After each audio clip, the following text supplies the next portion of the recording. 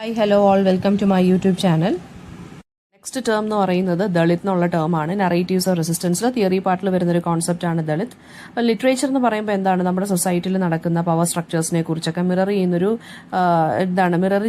ഒരു സ്പേസ് ആണ് ലിറ്ററേച്ചർ എന്ന് പറയുന്നത്. സോഷ്യൽ ഇൻജസ്റ്റിസിനെ കുറിച്ചും ഈ മാർജിനലൈസേഷനെ കുറിച്ചും ഒക്കെ സംസാരിക്കുന്ന ഒരു സ്പേസ് ആണ് ലിറ്ററേച്ചർ. അപ്പോൾ ദളിത് റൈറ്റിംഗ്സ് ഈ ഒരു കോണ്ടെക്സ്റ്റിൽ ഇപ്പോൾ വളരെയധികം സിഗ്നിഫിക്കൻ്റ് ആയി മാറിക്കൊണ്ടിരിക്കുകയാണ്. ദളിത് റൈറ്റിംഗ്സും അതുപോലെ തന്നെ ദളിത് ലിറ്ററേച്ചറും. അപ്പോൾ അവർ ഫേസ് ചെയ്യുന്ന വയലൻസ്, ഡിസ്ക്രിമിനേഷൻ അല്ലെങ്കിൽ പോവേർട്ടി, ഇതൊക്കെയാണ് ഈ ഒരു ലിറ്ററേച്ചറിനകത്ത് അല്ലെങ്കിൽ റൈറ്റിംഗ്സിനകത്ത് വരുന്നത്, റിഫ്ലക്റ്റഡ് ആയിട്ട് വരുന്നത്. അപ്പോൾ ദളിത് ലിറ്ററേച്ചർ ഒരു വലിയ ഒരു ഗ്രോയിങ് ഒരു കോർപ്പസ് ആണെന്ന് നമുക്ക് പറയാം. ഒരുപാട് ഡിഫറെന്റ് ജേണേഴ്സ് എക്സാമിൻ ചെയ്യുന്നുണ്ട്, ഡിഫറെന്റ് ഷെയ്ഡ്സ് ഓഫ് ദളിത് കൾച്ചറിനെ. ഓക്കെ, അപ്പം ദളിത് എന്നുള്ള വേർഡ് എന്ന് വെച്ചാൽ സാൻസ്ക്രിറ്റ് വേർഡിൽ നിന്ന് വന്നതാണ്. സാൻസ്ക്രിറ്റ് വേർഡ് ആയിട്ടുള്ള ദൽ എന്ന് വെച്ച് കഴിഞ്ഞാൽ ക്രാക്ക് അല്ലെങ്കിൽ സ്പ്ലിറ്റ് അല്ലെങ്കിൽ ബ്രോക്കൺ. അപ്പൊ ദളിത് എന്ന് വെച്ചാൽ ലിറ്ററലി ഇറ്റ് മീൻസ് ഒപ്രസ്ഡ് എന്നാണ്. And now it is use to denote the so called untouchable അല്ലെങ്കിൽ കാസ്റ്റ്ലെസ് ആയിട്ടുള്ള ആളുകളെയാണ് നമ്മൾ ദളിത് അല്ലെങ്കിൽ ദളിത് എന്ന് വിളിക്കുന്നത്. ഓക്കെ, അപ്പം ഒരു ന്യൂമറസ് കാസ്റ്റ് ഗ്രൂപ്പ്സിനെയാണ്, പോപ്പുലേഷൻ ഓഫ് ന്യൂമറസ് കാസ്റ്റ് ഗ്രൂപ്പ്സിനെയാണ് ദളിത്സ് എന്ന് നമ്മൾ വിളിക്കുന്നത്. അതിനകത്ത് ശൂദ്രാസ് വരും, ചണ്ടാളാസ് വരും, Panchamas, Harijans and scheduled caste വരും. ഓക്കെ, അപ്പൊ മിത്തോളജി അനുസരിച്ച് നമുക്കൊരു റിലീജിയസ് സ്ക്രിപ്ചർ ഉണ്ട്, മനുസ്മൃതി എന്നും പറഞ്ഞു. മനുസ്മൃതിക്കകത്ത് 4 ഡിഫറെന്റ് വർണ്ണാസിനെ കുറിച്ച് പറയുന്നുണ്ട്. അതായത് ആളുകളുടെ ഒക്കുപ്പേഷൻ വെച്ചിട്ട് നമ്മൾ ആളുകളെ കാസ്റ്റ് ബേസിൽ ഡിവൈഡ് ചെയ്യുന്നു. ഓക്കെ, അപ്പൊ 4 കൈൻഡ്സ് ഓഫ് പീപ്പിൾ. അവരെല്ലാം വിഷ്ണുവിന്റെ ബോഡിയിൽ നിന്ന് വന്നതാണ് 4 കൈൻഡ്സ് ഓഫ് പീപ്പിൾ. അപ്പൊ മിത്തോളജിക്ക് അനുസരിച്ച് ബ്രാഹ്മൺ എന്ന് പറയുന്നത് വിഷ്ണുവിന്റെ തലയിൽ നിന്ന് വന്നതാണെന്നും, ക്ഷത്രിയന്മാര് ആംസിൽ നിന്ന്, കൈകളിൽ നിന്ന് വന്നെന്നും, വൈശ്യ അബ്ഡോമനിൽ നിന്നും, ശൂദ്രാസ് എന്ന് പറയുന്ന വിഷ്ണുവിന്റെ ഫീറ്റിൽ നിന്നും വന്നതാണെന്നാണ് പറയുന്നത്. അപ്പൊ ഈ ശൂദ്ര എന്ന് പറയുന്നത് ഇതിനകത്ത് വരുന്നതാണ്, നമ്മുടെ ദളിത് ഇതിനകത്ത് വരുന്നതാണ്. സോ ശൂദ്രാസ് അല്ലെങ്കിൽ ദളിത്സ് അവരെ ഒരു കൈൻഡ് ഓഫ് ഫീറ്റിലായതുകൊണ്ട് അവരെന്താണ്, ഒരു സ്ലേവ്സിനെ പോലെ അല്ലെങ്കിൽ സെർവ് ചെയ്യണം എന്നുള്ളതാണ് അവരുടെ ഒരു ഡ്യൂട്ടി എന്നാണ് ഒരു മനുസ്മൃതിക്കകത്ത് ഇങ്ങനെ പറഞ്ഞു പോകുന്നത്. അപ്പൊ ദളിത്തിന്റെ സോഷ്യൽ സ്റ്റേറ്റസിനെ കുറിച്ച് പറയുകയാണെന്നുണ്ടെങ്കിലും ഇൻഫീരിയർ പൊസിഷനാണ് അവർക്ക് സൊസൈറ്റിയിലുള്ളത്. അവർ ഈ സ്കാവെഞ്ചിങ് അല്ലെങ്കിൽ ലെതർ വർക്ക്, ബുച്ചറിങ്, അതിനൊക്കെ ആയിരിക്കും ഇവർ കൂടുതലായിട്ടും എൻഗേജ്ഡ് ആവുന്ന ഒക്കുപേഷൻസ് എന്ന് പറയുന്നത്.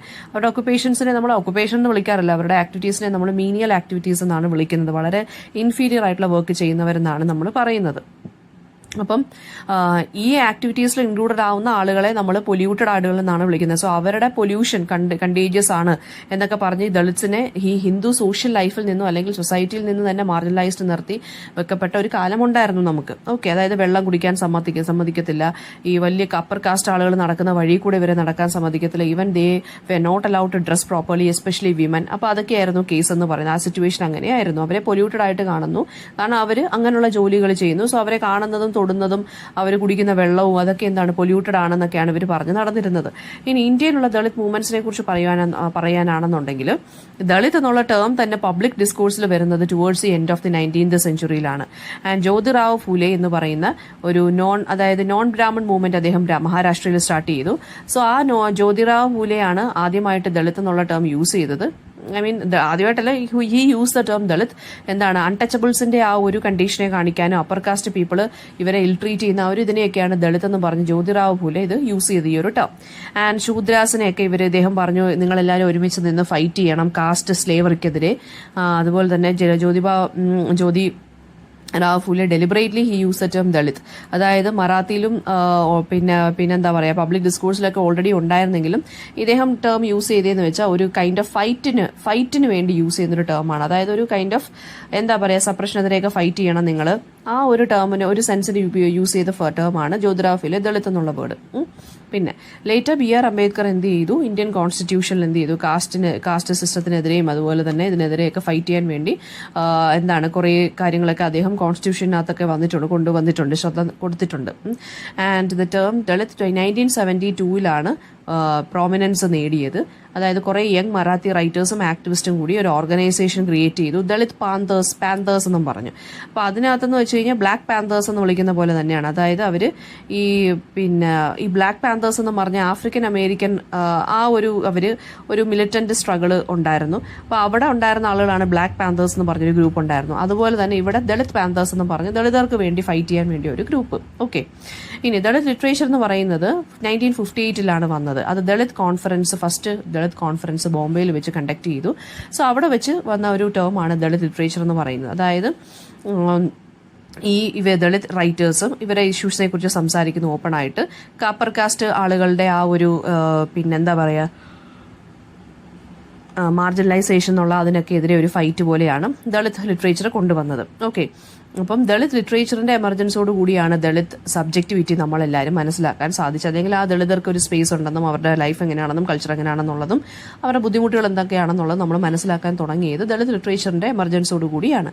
19th സെഞ്ചുറി എൻഡ് ആയപ്പോഴത്തേക്കും അല്ലെങ്കിൽ 20th സെഞ്ചുറി ഏർലി ഡിക്കേഡ്സ് ആയപ്പോഴത്തേക്കും ഒരുപാട് അപ്പർ കാസ്റ്റ് ഇന്ത്യൻ റൈറ്റേഴ്സ്, അതായത് കേരളത്തിലുള്ള ബംഗാളിലുള്ള അപ്പർ കാസ്റ്റ് ഇന്ത്യൻ റൈറ്റേഴ്സ് അവരും എന്ത് ചെയ്യാൻ തുടങ്ങി, ദളിതർക്ക് വേണ്ടി എഴുതാൻ തുടങ്ങി. ഓക്കെ, ദ സ്ലെയർ എന്നും പറഞ്ഞ് ഘാടകവധം, അത് 1864-65 ഒരു ഇംഗ്ലീഷ് മിഷണറി ആയിട്ടുള്ള മിസ്സസ് കോളിൻസ് പബ്ലിഷ് ചെയ്തു 1877. അത് നോവൽ എന്ന് പറയുന്ന ഒരു അൺടച്ചബിൾ പുലയെക്കുറിച്ചായിരുന്നു, പുലയ സ്ലേവിനെ കുറിച്ചായിരുന്നു. ഓക്കെ, അത് അദ്ദേഹത്തിന്റെ അവരുടെ സിറിയൻ ക്രിസ്ത്യൻ ലാൻഡ് ലോർഡ് ഈ പുലയ സ്ലേവിനെ നല്ല രീതിയിൽ ഇൽട്രീറ്റ് ചെയ്തു. പിന്നെ നോവൽ എൻഡ് ചെയ്യുന്നത് ഈ ലാൻഡ് ലോർഡിന്റെ മനസ്സ് മാറുന്നു, ലോവർ കാസ്റ്റ് സ്ലേവിന്റെ അടുത്തുള്ള ആറ്റിറ്റ്യൂഡ് മാറുന്നു, അങ്ങനെയാണ് തീരുന്നത്. അനദർ നോവൽ എന്ന് പറയുന്നത് സരസ്വതി വിജയം, അതായത് ദ വിക്ടറി ഓഫ് നോളജ്. അതെന്ന് പറയുന്നത് നമ്മുടെ പ്രൊട്ടാഗണിസ്റ്റ് ക്രിസ്ത്യാനിറ്റിയിലോട്ട് കൺവേർട്ട് ചെയ്യുവാണ്. കാരണം അദ്ദേഹം ലോവർ ബർത്ത് ആയതുകൊണ്ട് ക്രിസ്ത്യാനിറ്റിയിലോട്ട് കൺവേർട്ട് ചെയ്യുവാണ്. ഓക്കെ, ഒരു അക്സെപ്റ്റൻസ് കിട്ടാൻ വേണ്ടി. അത് പബ്ലിഷ് ചെയ്ത് പോത്തേരി കുഞ്ഞമ്പുവാണ്. ആൻഡ് ഒരുപാട് റൈറ്റേഴ്സ് ഇതുപോലുള്ള കാര്യങ്ങളെ കാസ്റ്റ് ക്വസ്റ്റ്യൻസിനെ കുറിച്ചും കാസ്റ്റിനെ കുറിച്ചും ഒക്കെ ക്വസ്റ്റ്യൻ ചെയ്ത് കേരളത്തിലും ബംഗാളിലും എഴുതിയിട്ടുണ്ട്. രവീന്ദ്രനാഥ് ടാഗോർ നമ്മുടെ ഫേമസ് ബംഗാളി റൈറ്ററും ഇതുപോലെയുള്ള ഇൻജസ്റ്റിസിനെ കുറിച്ചൊക്കെ സംസാരിച്ചിട്ടുണ്ട് അദ്ദേഹത്തിന്റെ എസ്സേ ആയിട്ടുള്ള നാഷണലിസത്തിനകത്ത്.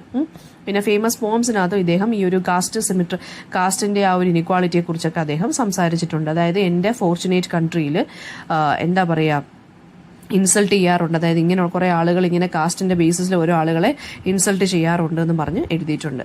പിന്നെ ലക്ഷ്മി നാരായണ എന്ന് പറഞ്ഞ ഒരു റൈറ്റർ, മല്ലപ്പള്ളി, അത് തെലുങ്കിൽ ഫസ്റ്റ് ഇന്ത്യൻ ലാംഗ്വേജ് നോവലാണ്.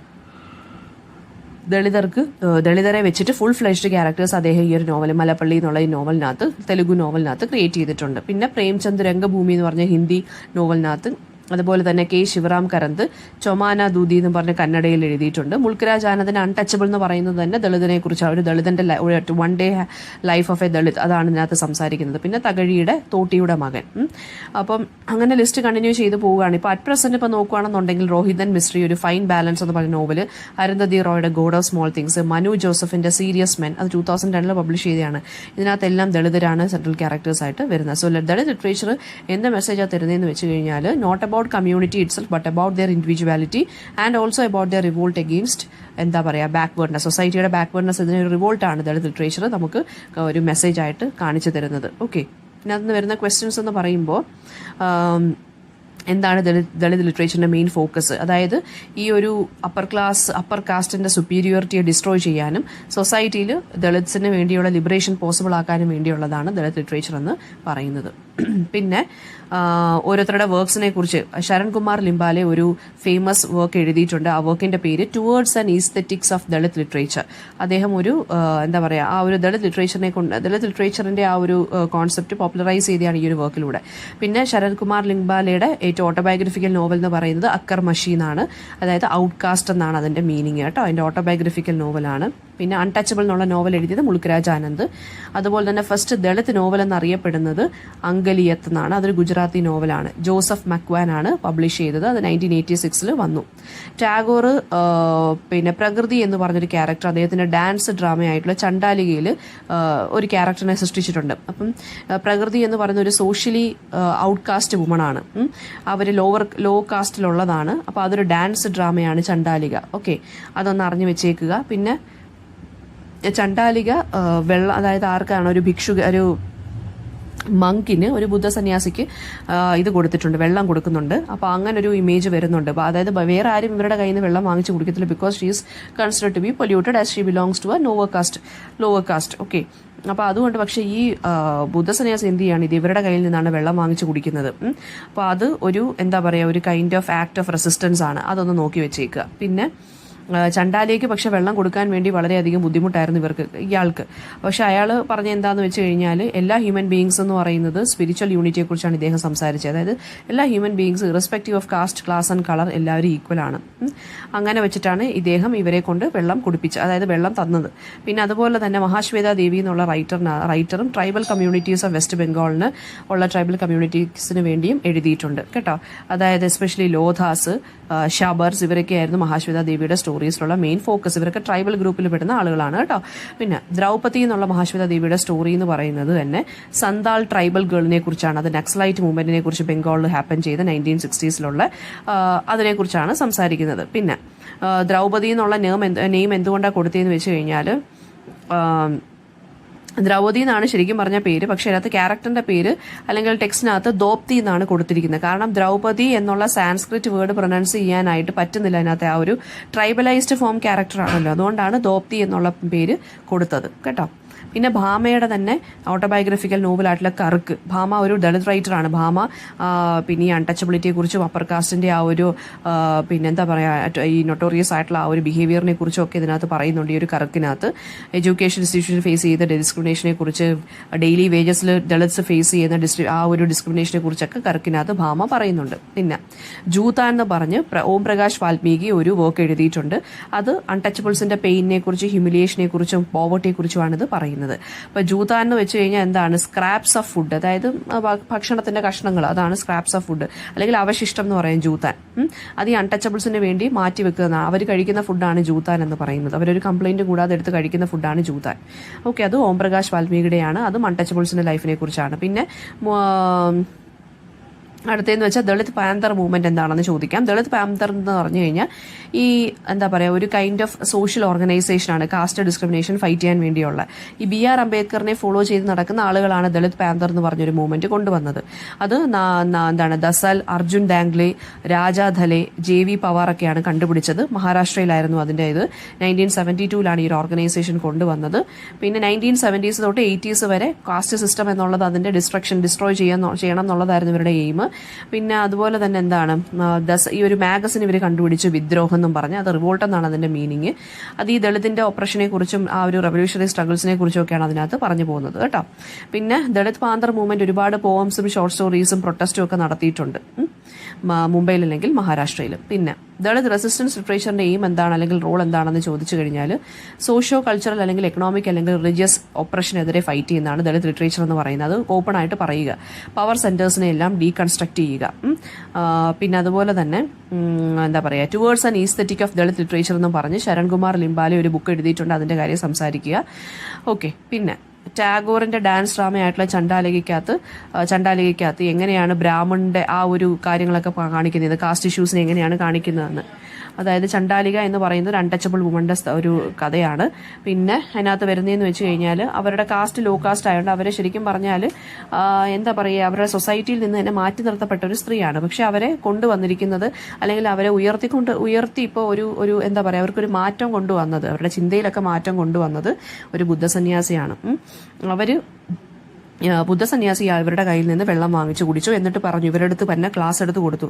ചണ്ടാലിയുടെ അടുത്ത് പറയുകയാണ്, നീ എന്ത് ചെയ്യുക, നിന്റെ ഈ സൊസൈറ്റിയിലുള്ള ഈ ആർട്ടിഫിഷ്യൽ വാല്യൂസ് വെച്ചിട്ട് നിന്റെ വേർത്ത് ഒരിക്കലും നീ മെഷർ ചെയ്യരുത്, അല്ലെങ്കിൽ നിന്നെ ഒരിക്കലും നീ ജഡ്ജ് ചെയ്യരുത് എന്ന് പറയുവാണ്. ആ പ്രകൃതി എന്നാണ് അൺടച്ചബിൾ വുമണിന്റെ പേരെന്ന് പറയുന്നത് കേട്ടോ. പിന്നെ സെൽഫ് ഹ്യൂമിലിയേഷൻ ഒരു സിന്നാണെന്നാണ് പറയുന്നത്. നമ്മൾ സ്വയം ഹ്യൂമിലിയേറ്റഡ് ആവരുത്. നമ്മളിങ്ങനെ അയ്യോ വേറൊരു കാസ്റ്റിൽ നിന്ന് വന്നയാണല്ലോ എന്ന് ആലോചിച്ച് നമ്മൾ ജീവിതം നശിപ്പിക്കരുത്, അല്ലെങ്കിൽ നമ്മളെക്കുറിച്ച് തന്നെ സ്വയം താഴ്ത്തി കെട്ടി ചിന്തിക്കരുത്. അപ്പോൾ സെൽഫ് ഹ്യൂമിലിയേഷൻ ഒരു സിന്നാണെന്നാണ്, അല്ലെങ്കിൽ സെൽഫ് മേർഡറിനെക്കാട്ടിലും ഒരു ആത്മഹത്യയെക്കാട്ടിലും ഒരു സിന്നാണ് സെൽഫ് ഹ്യൂമിലിയേഷൻ എന്ന് പറയുന്നത്. സോ അങ്ങനെ ആരെങ്കിലും നിന്നെ ട്രീറ്റ് ചെയ്യണമെന്നുണ്ടെങ്കിൽ നീ സ്വയം നിന്നെ അങ്ങനെ ട്രീറ്റ് ചെയ്യാതിരിക്കുക. നീ ഉയർന്ന് ഇൻഡിപെൻഡന്റ് ആയിട്ട് തന്നെ ഉയർന്ന തല പിടിച്ചുകൊണ്ട് തന്നെ നടക്കുക എന്നുള്ളതാണ് ഇതിനകത്ത് ഇതെന്ന് പറയുന്നത്. ഉൾക്കരാജാനന്ദന്റെ നോവലായിട്ടുള്ള അൺടച്ചബിളിനകത്ത് എന്ന് പറയുന്നത് ബക്ക ആൻഡ് സോഹിനി, അതാണ് ഇതിനകത്ത് അൺടച്ചബിൾ ക്യാരക്ടേഴ്സ് വരുന്നത്. ഈ ലോവർ കാസ്റ്റ് ആണ് ബക്ക എന്ന് പറയുന്നത്. ബക്ക ഒരു സ്കാവഞ്ചർ ബോയ് ആണ്. അതായത് ഈ ആളുകളുടെ, അതായത് പിന്നെന്താ പറയുക ഈ ടോയ്ലറ്റൊക്കെ ക്ലീൻ ചെയ്യുക, അതൊക്കെയാണ് ബക്കയുടെ ജോലി. ബക്കയുടെ ഒരു വൺ ഡേ ലൈഫ് എങ്ങനെയാണെന്നാണ് ഈ ഒരു നോവൽ കാണിക്കുന്നത്. സോഹിനി എന്ന് പറഞ്ഞ ബക്കയുടെ സിസ്റ്ററാണ്. സോഹിനിയൊക്കെ റേപ്പ് ചെയ്യുന്നുണ്ട് നമ്മുടെ ടെമ്പിൾ പ്രീസ്റ്റ്.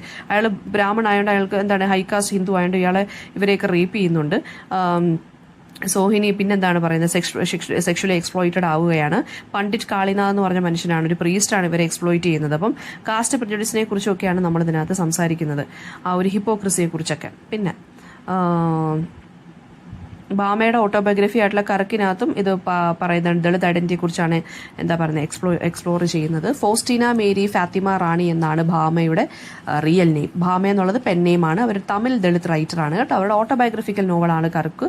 അത് തമിഴിൽ പബ്ലിഷ് ചെയ്തത് 2000-ലാണ്. കറുക്കെന്ന് വെച്ച് കഴിഞ്ഞാൽ ഒരു എന്താ പറയുക, ഒരു ട്രീയുടെ ലീഫാണ് കറുക്കെന്ന് പറയുന്നത്. അതിന് നല്ല രീതി മൂർച്ചയുള്ള എഡ്ജസ് ആണ് ആ ട്രീക്കുള്ളത്. അതായത് ഡബിൾ എഡ്ജ് സ്വോർഡ് പോലെയാണ് ഈ ഒരു ട്രീയുടെ ലീഫ് എന്ന് പറയുന്നത്, അല്ലെങ്കിൽ ഈ ഒരു ചെടിയുടെ ലീഫ് എന്ന് പറയുന്നത്. അപ്പം അതിനകത്തുള്ള ഒരു മെസ്സേജ് എന്താണെന്ന് വെച്ച് കഴിഞ്ഞാൽ, നമ്മളും ദളിത്സും എന്തായിരിക്കണം എന്നാണ് പറഞ്ഞിരിക്കുന്നത്, ഒരു ഡബിൾ എഡ്ജ്ഡ് സ്വോർഡ് പോലെ ആയിരിക്കണം. അതായത് എങ്ങോട്ട് ഫേസ് ചെയ്താലും നമ്മൾ ഒപ്രഷനെതിരെ ഫൈറ്റ് ചെയ്യുക. ദളിത് ഐഡന്റിറ്റി എന്താണെന്ന് മനസ്സിലാക്കുക. അവളുടെ ചൈൽഡ്ഹുഡിനെ കുറിച്ച് പറയുന്നുണ്ട്. അഡൾട്ട് ലൈഫ് അവരൊരു നണ്ണാണ്. അപ്പോൾ അതിനെക്കുറിച്ചൊക്കെ സംസാരിക്കുന്നുണ്ട്. ഇവരുടെ കമ്മ്യൂണിറ്റി ഫേസ് ചെയ്തിട്ടുള്ള പ്രശ്നങ്ങളെക്കുറിച്ച് പോലീസിൽ നിന്നും അപ്പർ കാസ്റ്റിൽ നിന്നും കോൺവെന്റിൽ നിന്നും ഒക്കെ ഇവർ ഒരുപാട് ഓപ്പറേഷൻ ഫേസ് ചെയ്തിട്ടുണ്ട്. ഫാമിലി മെമ്പേഴ്സ് ആണെന്നുണ്ടെങ്കിലും വളരെയധികം ഓപ്പറേഷൻ ഫേസ് ചെയ്തു, ഹ്യൂമിലിയേഷൻ ഫേസ് ചെയ്തിട്ടുണ്ട് എന്നൊക്കെ പറയാണ്. ക്ലാസ്മേറ്റ്സിൽ നിന്ന് പോലും എന്താ പറയുക, ഇവൾ ഒരുപാട് ഇത് ഫേസ് ചെയ്തിട്ടുണ്ടെന്നാണ് ഭാമ ഇതിനകത്ത് പറയുന്നത് കേട്ടോ. ജൂത എന്ന് പറയുന്ന ഓംപ്രകാശ് വാൽമീകിയുടെയും അതുപോലെ തന്നെയാണ് ഒരു ഓട്ടോബയോഗ്രഫിക്കൽ അക്കൗണ്ടാണ്. ഓംപ്രകാശ് വാൽമീകിയുടെ ബർത്ത് ആൻഡ് ലൈഫിനെ കുറിച്ചാണ് അദ്ദേഹം സംസാരിക്കുന്നത്. അദ്ദേഹം സ്വീപ്പർ കാസ്റ്റിൽ ഒരു ബിലോങ് ചെയ്യുന്ന ഒരാളായിരുന്നു. അദ്ദേഹം ഈ ലെഫ്റ്റ് ഓവർ ഫുഡ് കഴിക്കാൻ ഫോഴ്സ് ചെയ്യപ്പെട്ട ഒരു വ്യക്തിയാണ്. അതായത് ബാക്കിയുള്ള ആളുകൾ കഴിച്ചിട്ട് ഈ അൺടച്ചബിൾസിനും ദളിതായിട്ടുള്ള ആളുകൾക്ക് വേണ്ടി ലെഫ്റ്റ് ഓവർ ഫുഡായിരുന്നു നീക്കി വെച്ചിരുന്നത്. അപ്പോൾ അതിനെക്കുറിച്ചാണ് അദ്ദേഹം സംസാരിക്കുന്നത്. പിന്നെ അദ്ദേഹം താമസിക്കുന്ന അതിനൊരു കൗഷഡിന്റെ ഫ്രണ്ടിലാണ്. അപ്പർ കാസ്റ്റ് ഫാമിലി ബാക്കിയുള്ള എല്ലാവരും ഇവരെ എന്താണ് ഒരുമാതിരി അബ്യൂസ് ചെയ്യാറുണ്ടായിരുന്നു. ഫുഡ് അധികം പൈസയൊന്നും കൊടുക്കത്തില്ലായിരുന്നു. സ്കൂളിൽ വാൽമീകിക്ക് ഫ്ലോറിൽ, അതായത് തറയിലിരുന്നായിരുന്നു പഠിക്കേണ്ടി വന്നിരുന്നത്. അതുപോലെ തന്നെ അപ്പർ കാസ്റ്റ് ക്ലാസ്മേറ്റ്സ് ഇയാളെ ഒരു കാരണവും കൂടാതെ വിത്തൗട്ട് എനി റീസൺ ബീറ്റ് ചെയ്യുമായിരുന്നു. അപ്പോൾ സ്റ്റുഡൻസും ടീച്ചേഴ്സ് എന്ന് പറയുന്നത് വാൽമീകി എന്ത് ചെയ്യുക എന്ന് പറഞ്ഞത്, അത് സ്റ്റുഡൻസും ടീച്ചേഴ്സും നല്ല രീതിയിൽ അബ്യൂസ് ചെയ്യായിരുന്നു. സോ ഇയാൾക്ക് സ്കൂളിൽ പോകാൻ താല്പര്യമില്ലായിരുന്നു. പക്ഷേ അൺടച്ചബിൾ എഡ്യൂക്കേഷന് തന്നെ ഒരു റൈറ്റ് ഇല്ലാത്ത കണക്കാണ് ഇവരൊക്കെ പെരുമാറുന്നത്. പിന്നെ ക്ലാസ് റൂംസും പ്ലേ ഗ്രൗണ്ട്സും ഒക്കെ ഇയാളെ കൊണ്ട് സ്വീപ്പ് ചെയ്തിട്ടുണ്ട്, തൂപ്പിച്ചിട്ടുണ്ട്. ആ ബ്രൂട്ടൽ റിയാലിറ്റീസ് ഓഫ് ദളിത് ലൈഫാണ് ഇതിനകത്ത് ഇദ്ദേഹം സംസാരിക്കുന്നത് കേട്ടോ. പിന്നെ ഇപ്പം ദളിത് ലിറ്ററേച്ചറിനെ കുറിച്ച് ചോദിച്ചു കഴിഞ്ഞാൽ ഇത്രയും കാര്യങ്ങൾ വേണം എഴുതാൻ. ദളിത് പാന്തറും ഇതുപോലെ ദളിത് റൈറ്റേഴ്സിനെ കുറിച്ചും ഒക്കെ എഴുതുക. പിന്നെ പറയുന്നതെന്ന് വെച്ച് കഴിഞ്ഞാൽ മോഡേൺ വേൾഡിൽ ദളിത് ലിറ്ററേച്ചറും ദളിത് ആക്ടിവിസവും നല്ല രീതിയിൽ സ്ട്രോങ് ആയിട്ട് പോകുന്നുണ്ട്. ലിറ്റററി വേൾഡ് തന്നെ ദളിത് റൈറ്റേഴ്സിന്റെ എമർജൻസ് കാരണം ചേഞ്ച് ആയിട്ടുണ്ട്. ഒരുപാട് പവർഫുൾ റൈറ്റിംഗ്സ് വന്നിട്ടുണ്ട്. പി ശിവകാമിയുടെ ഏറ്റവും important work the grip of change, അതുപോലെ തന്നെ വിജില ചിറപ്പാടിന്റെ റൈറ്റിംഗ്സ്, അതൊരു ദളിത് വുമൺ ആണ്. വിജില ചിറപ്പാട് എന്ന് പറയുമ്പോൾ ദളിത് വുമൺ റൈറ്ററാണ് കേരളയിലെ. പിന്നെ ദേവ് കുമാർ എന്ന് പറഞ്ഞൊരു ദളിത് റൈറ്ററും ഡ്രമാറ്റിസ്റ്റും ഉണ്ട്. അദ്ദേഹം അപ്ന തിയേറ്റർ എന്ന് പറഞ്ഞൊരു തിയേറ്റർ ഗ്രൂപ്പ് തന്നെ സ്റ്റാർട്ട് ചെയ്തിട്ടുണ്ട്. ദളിത് കോൺഷ്യസ്നെസിനെ കുറിച്ച് അല്ലെങ്കിൽ ദളിത് ഇഷ്യൂസിനെ കുറിച്ചാണ് സംസാരിക്കുന്നത്. അതുപോലെ തന്നെ യങ് ദളിത് റൈറ്റേഴ്സ് ആയിട്ടുള്ള മീന കന്തസ്വാമി, അവരൊക്കെ ഇതിനെക്കുറിച്ചാണ് സംസാരിക്കുന്നത്. ഈ ഒരു കമ്മ്യൂണിറ്റി ഫേസ് ചെയ്യുന്ന പ്രശ്നങ്ങളെക്കുറിച്ചാണ് സംസാരിക്കുന്നത് കേട്ടോ. എന്തെങ്കിലും ഡൗട്ട് ഉണ്ടെങ്കിൽ കമന്റ് ബോക്സിൽ ചോദിക്കുക. Thank you.